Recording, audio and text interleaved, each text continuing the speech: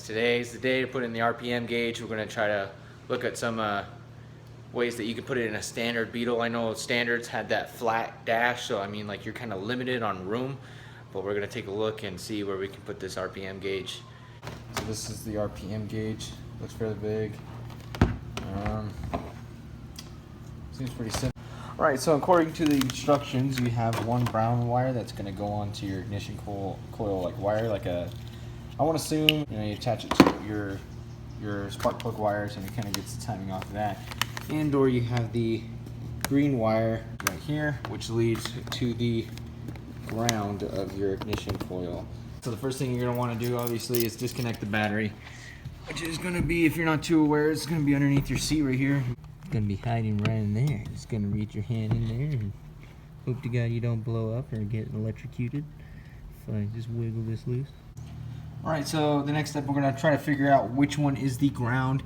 And if you look on your ignition coil, I don't know if you guys can focus on that. There'll be a little line right here. It'll show a negative and then a positive on the other side. And if your guys is mounted up to your fan shroud here, the negative should be facing towards the fan shroud, so you'll have the negative end on the opposite. Alright, so what I did is I reconnected the battery, make sure nothing is attached yet, but I looked over here and it says for the red wire it's looking for a spot in the fuse box that's 12 volts. So what I'm going to do is I'm going to take this tester light, I'm going to go over there to my fuse block, I'm going to touch the individual terminals and see which one has power to it. Alright, so I have my tester light here. I'm having it attached to this ground bowl. It can be attached to any metal piece on your bug. I'm going to test right here. It looks like all the power is coming from this part of the fuse block. And notice right here this yellow one has some power, but I traced this yellow one back and it looks like it's hooked up to my radio wire and currently do not have a radio.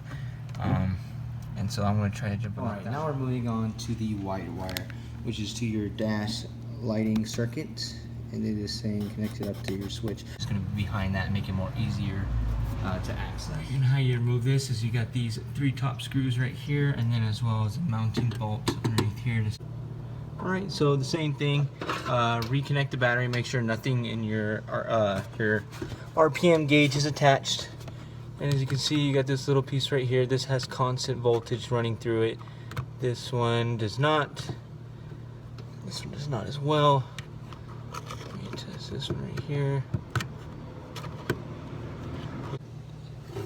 Alright guys, so I've located which one it's going to be, and it's going to be that one in between the terminals right here. In between these 2 terminals, there's a 5th one up there that I don't have anything connected to. And when I turn on the switch light, it has power, and then when I turn it off, it doesn't have power. So that's the one I'm going to end up going with the connection. Alright, just to recap, it's going to be the yellow one right there. Like I said, when you flick on the switch, it gets power, and then when you turn it off, it turns off the power, and that's what you want. This is pretty much for the light of the RPM gauge. And pretty much for the easiest one, the black one, which is just for a common ground. Just right here. I'm just going to take this out and then reground it. Now just to do a midsection video, make sure you don't make any permanent cuts before you get done with it, because you want to make sure everything's up to length. I just ran it on the outside of my car before I cut it, and just to make sure if it works. Alright, now as you can see here, the RPM gauge as I rev starts to work. Now let's see if the light will turn on. Fingers crossed here. Alright guys, and that's how you install